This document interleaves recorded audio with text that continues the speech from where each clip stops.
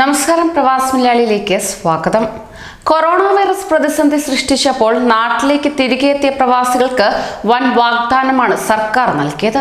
എന്നാൽ ഇപ്പോൾ പ്രവാസികൾക്കുള്ള അടിയന്തര ധനസഹായം നൽകുമെന്നുള്ള സർക്കാർ പ്രഖ്യാപനം സംബന്ധിച്ച ചോദ്യത്തിൽ നിന്നും ഒഴിഞ്ഞു മാറുകയാണ് മുഖ്യമന്ത്രി പിണറായി വിജയൻ. പ്രവാസികൾക്ക് 10,000 മുതൽ 5,000 വരെയുള്ള സാമ്പത്തിക സഹായം നൽകുമെന്നുള്ള മുഖ്യമന്ത്രിയുടെ തന്നെ പ്രഖ്യാപനത്തെക്കുറിച്ചായിരുന്നു മാധ്യമപ്രവർത്തകന്റെ ചോദ്യം.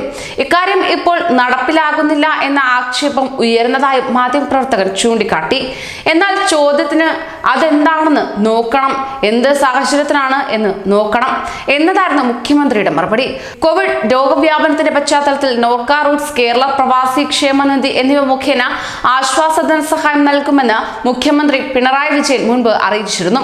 പ്രവാസി ക്ഷേമനിധി ബോർഡിൽ അംഗങ്ങളായ എല്ലാ പെൻഷൻകാർക്കും പെൻഷൻ തുകയ്ക്ക് പുറമെ ഒറ്റത്തവണ ധനസഹായവുമായി 1,000 രൂപ അനുവദിക്കുമെന്നും 15,000 പേർക്ക് ഇതിന്റെ ആനുകൂല്യം ലഭിക്കുമെന്നും അറിയിപ്പുണ്ടായിരുന്നു. ക്ഷേമനിധിയിൽ അംഗങ്ങളായ രോഗം പോസിറ്റീവായ എല്ലാവർക്കും 10,000 രൂപ വീതം അടിയന്തര സഹായം നൽകുമെന്നും സർക്കാർ അറിയിച്ചിരുന്നു.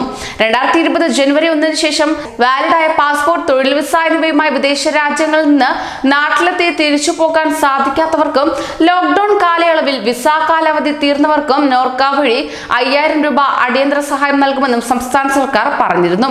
കൂടുതൽ പ്രവാസി വാർത്തകൾക്കായി ഈ ചാനൽ സബ്സ്ക്രൈബ് ചെയ്യൂ.